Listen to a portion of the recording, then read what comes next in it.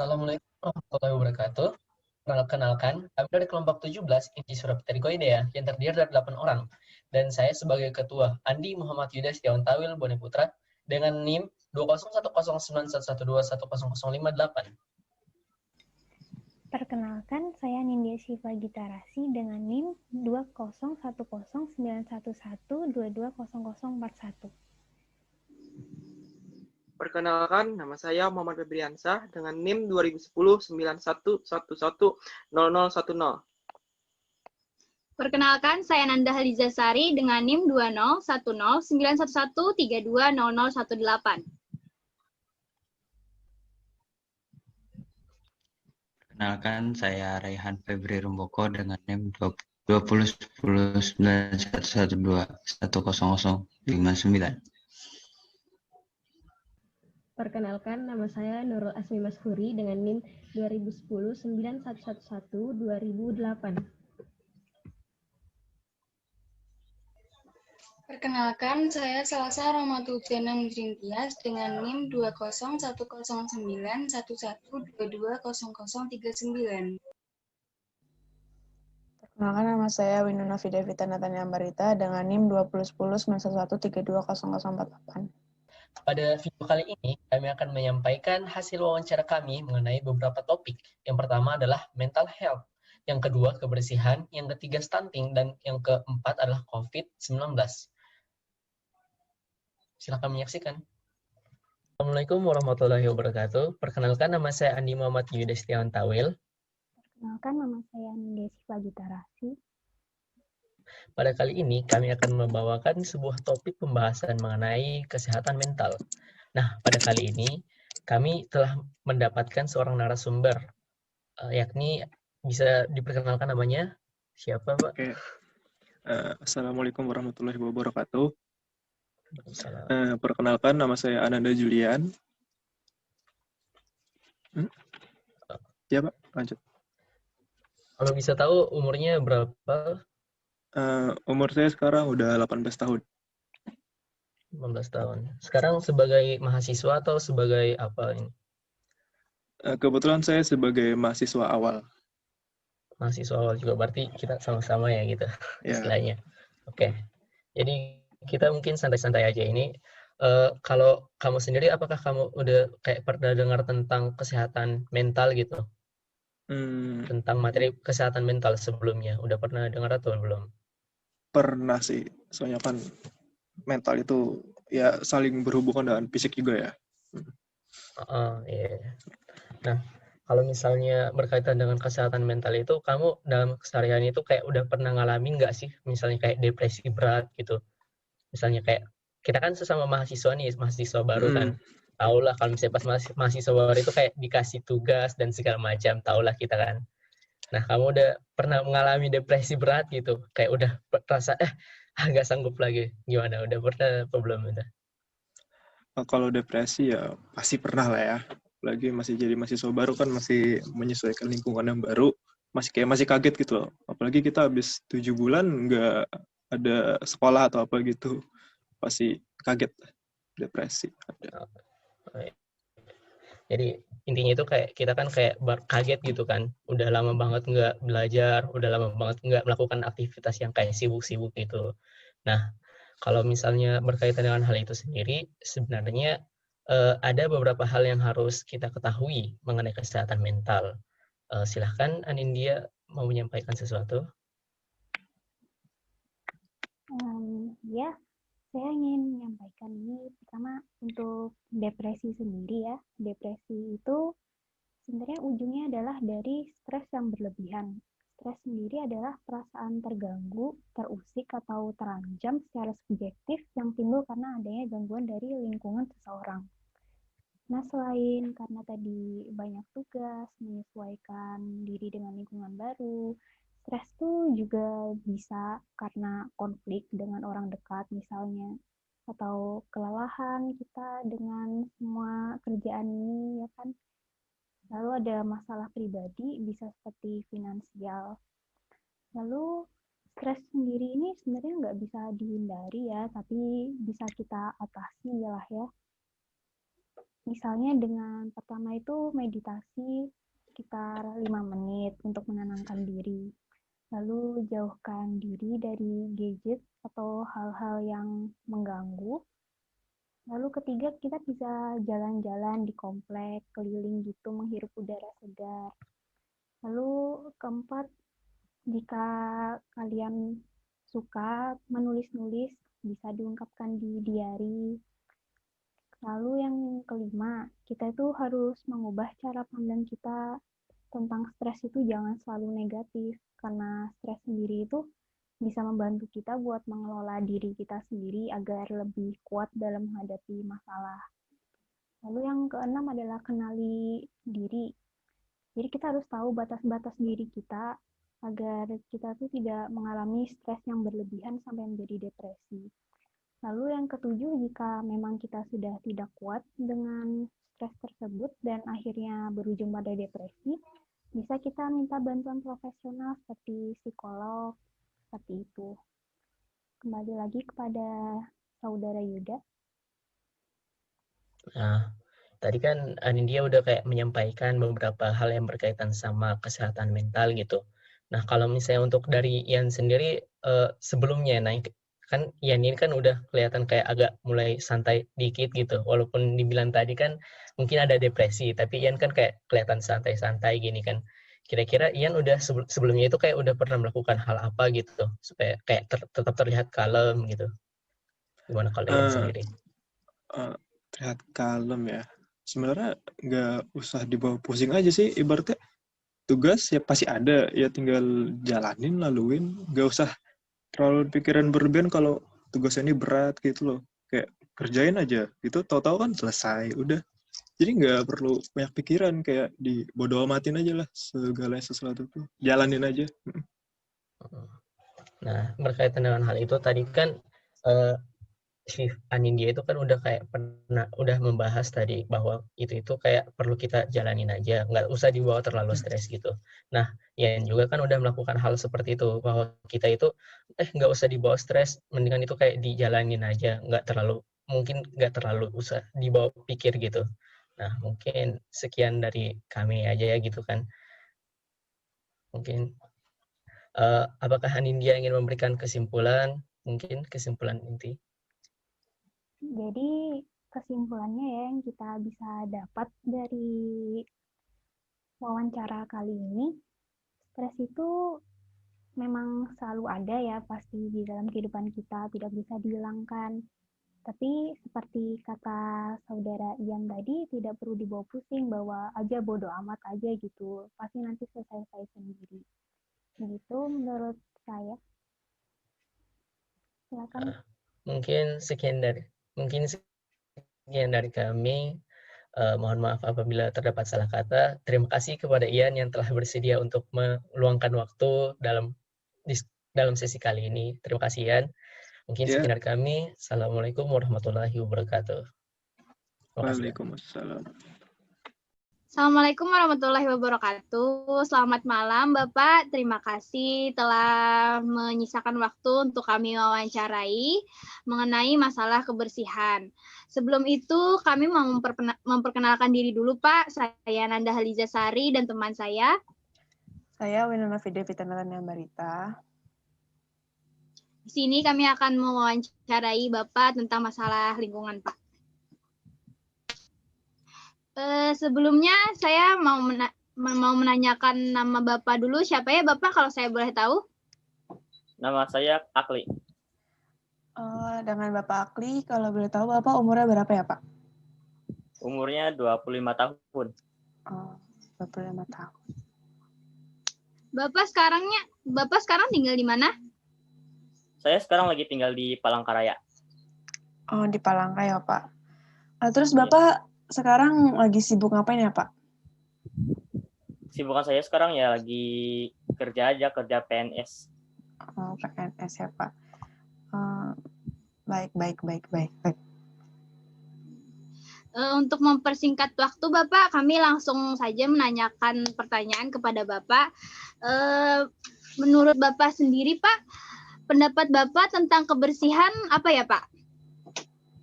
pendapat saya tentang kebersihan itu, ya kalau kebersihan itu dalam artian ya berarti bebas dari kotoran seperti bakteri atau debu atau sampah begitu.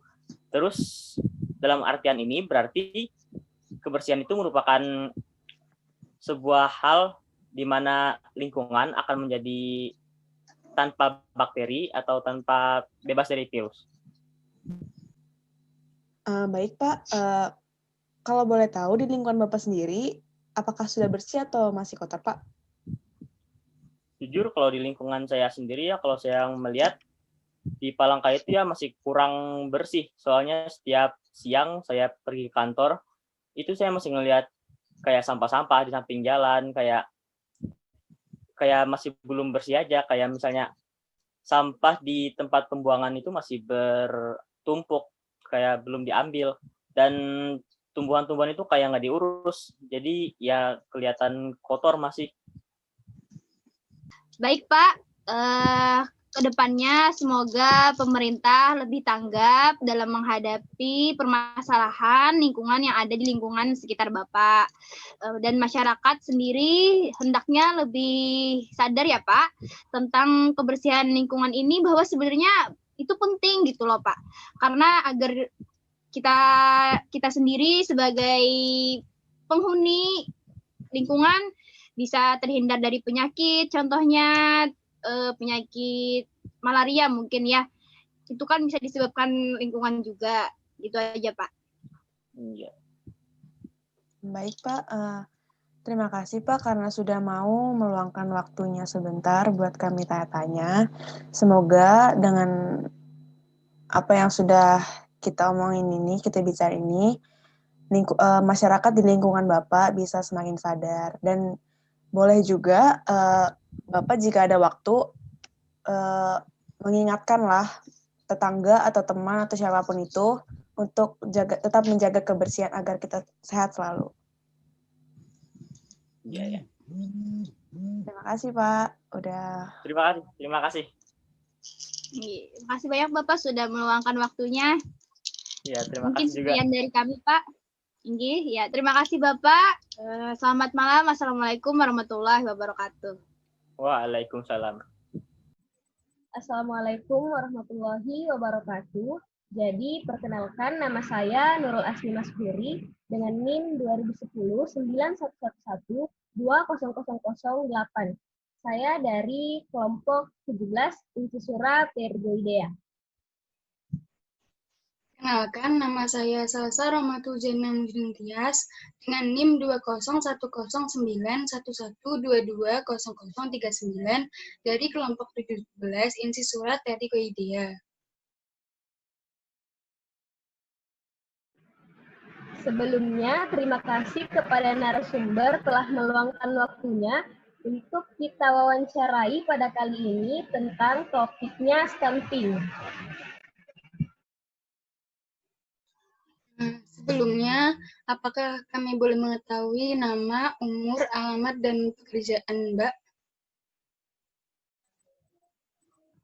Baik, perkenalkan saya Isnainul Lailatul Adha Mujin Tias. Panggil saja Mbak Lala. Untuk umurnya 20 tahun. Pekerjaan saya belum bekerja dan saya mahasiswa di salah satu universitas swasta di Jawa Tengah. Untuk alamatnya saya beralamat di Gunung Cangkring, Kecamatan Jekulo, Kabupaten Kudus, Provinsi Jawa Tengah. Baik, selanjutnya langsung kita mulai sesi wawancaranya ya. Untuk yang pertama, menurut Mbak, stunting itu bagaimana? Menurut saya, stunting itu biasa terjadi pada anak balita. Nah, stunting itu disebabkan oleh si anak tersebut kekurangan gizi, dan akibat yang bisa kita lihat itu tubuhnya lebih pendek. Menurut Mbak, penyebab dari stunting itu apa ya Mbak?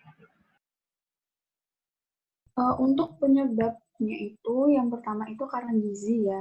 Nah, ini bisa disebabkan saat di dalam kandungan, saat waktu kehamilan seorang ibu tidak memperhatikan gizinya dan makanan yang dimakannya.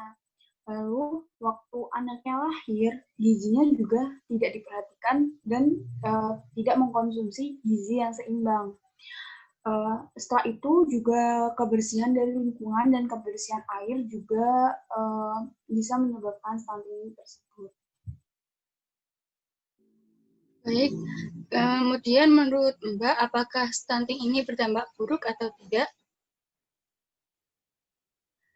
Menurut saya, stunting ini berdampak buruk karena anak balita itu adalah masa pertumbuhan yang seharusnya tumbuh secara normal dan sesuai dengan umurnya ya. Nah, namun karena seharusnya kan saat dia masa pertumbuhan dia memerlukan gizi yang cukup. Nah, saat stunting ini dia tidak memiliki gizi yang cukup sehingga berdampak buruk dalam pertumbuhannya.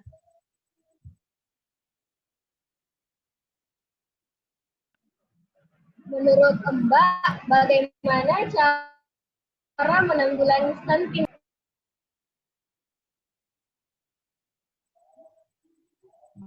Menurut saya, mungkin dari pemerintah ya, karena stunting ini sering terjadi di daerah pelosok yang mungkin minim sekali pengetahuan dari seorang ibu tentang betapa pentingnya gizi yang seimbang dari pertumbuhan janin maupun anak. Jadi untuk pemerintah daerah maupun pemerintah pusat sebaiknya melakukan sosialisasi atau memberikan sosialisasi penting yang juga stunting ini juga terjadi kan karena mungkin dari ekonominya juga kurang, jadi bisa dibantu pembiayaan untuk mendapatkan gizi yang seimbang tersebut. Baik, kemudian apakah ada saran dan pesan, Mbak, khususnya untuk ibu-ibu mengenai stunting ini?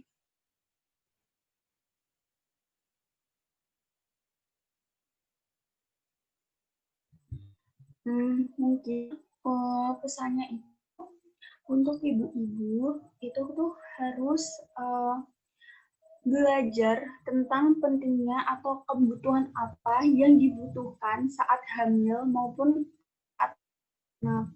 Jadi kebutuhan itu bisa yang salah satunya itu adalah gizi ya, gizi seimbang.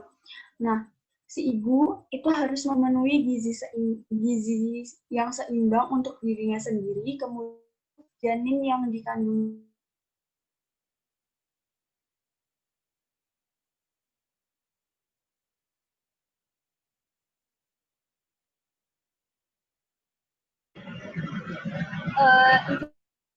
Dari edukasi Mbak tentang wawancara kita hari ini, jadi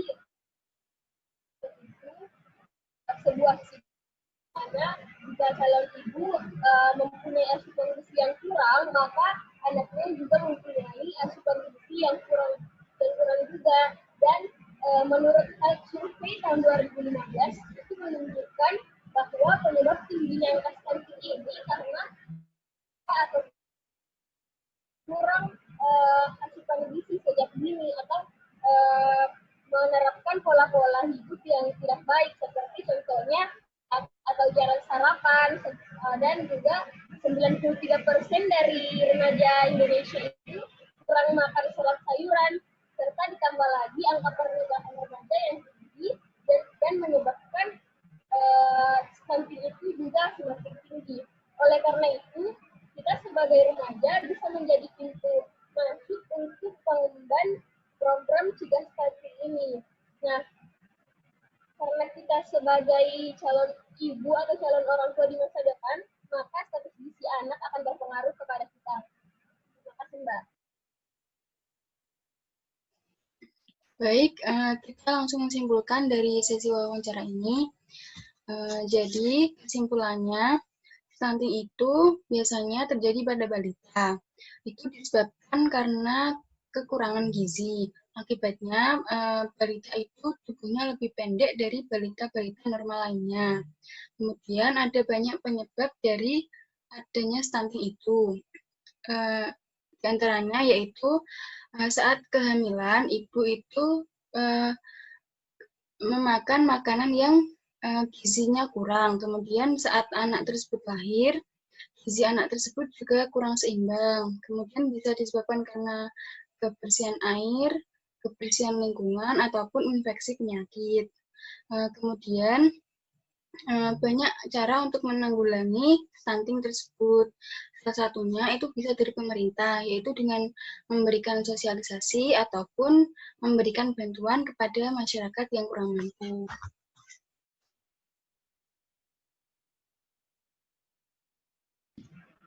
Mungkin sampai sini saja Mbak sesi wawancara kita hari ini. Terima kasih Mbak atas kesediaannya. Assalamualaikum warahmatullahi wabarakatuh. Assalamualaikum warahmatullahi wabarakatuh. Kami dari kelompok 17, Inci Sura Bitiroga Idea, ingin mewawancarai Anda tentang COVID. Sebelumnya perkenalkan, nama saya Muhammad Febriansah dengan NIM 2010 911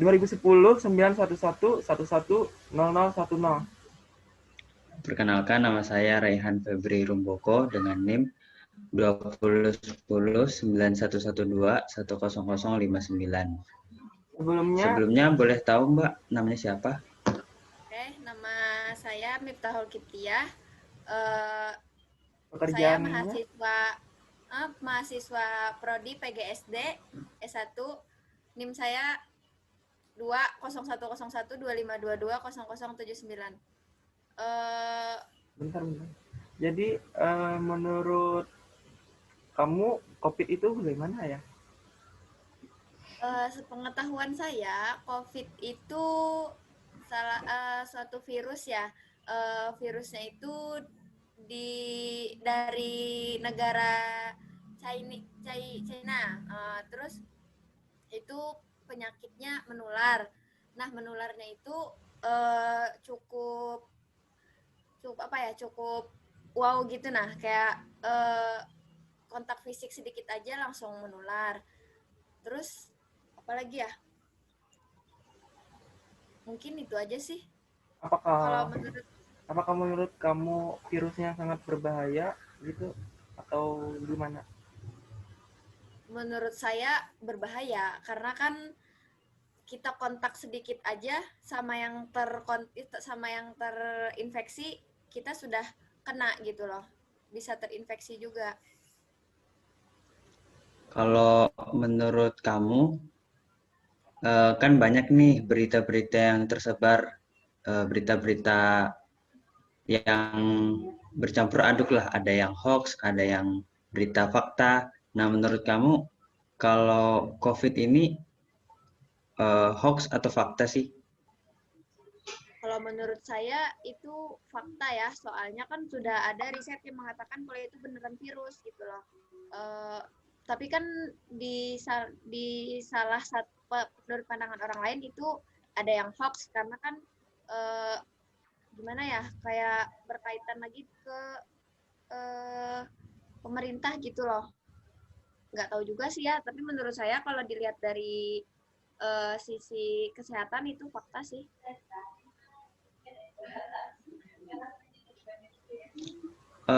Kalau dalam keseharian nih, kan namanya pandemi sekarang kan kita mesti menjaga diri kan. Iya. Nah, ada protokol kesehatan. Nah, kalau kamu sendiri udah ngejalanin nggak sih protokol kesehatan?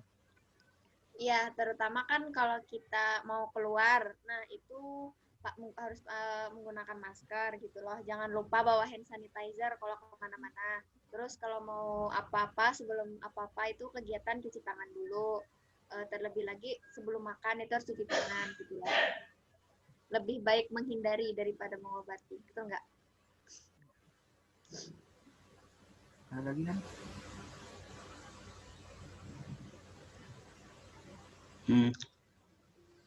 Kalau gitu mungkin kalau dari Mbaknya ada pesan nggak buat orang-orang di luar sana yang mungkin masih menganggap COVID itu hoax atau tidak dan tidak mematuhi protokol kesehatan gitu? Oh ya. Kalau yang antara hoax dengan fakta itu nggak bisa komen ya, soalnya itu kan pendapat masing-masing. Nah, kalau yang mematuhi protokol itu kalau mau cepat selesai gitu, pandemi ini, patuhilah protokol gitu loh, taati peraturan. Kalau nggak penting-penting amat, ya nggak usah keluar gitu loh. Dan kalaupun penting mau keluar, ya harus pakai masker, jaga jarak, dan gunakan hand sanitizer gitu. Kesimpulannya bahwa Mbak Mita sudah mengetahui apa itu COVID dan protokol-protokolnya. Jadi COVID itu adalah sebuah pandemi yang memang benar-benar ada saat ini. Dan banyak sekali orang-orang yang menganggap itu adalah hoax, namun itu adalah sebuah virus yang nyata dan sebuah hasil dari korban yang disebabkan oleh virus itu pun cukup banyak.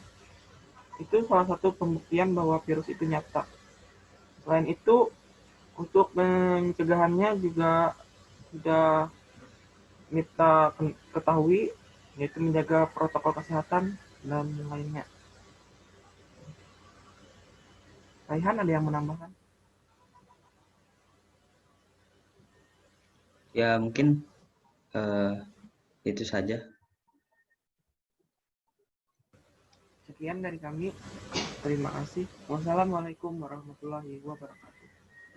Sekian video wawancara dari kelompok kami. Terima kasih sudah menyaksikan. Inci surat Rigoidea. Be smart, Be smart, be patient, be the best. Assalamualaikum Assalamualaikum warahmatullahi wabarakatuh.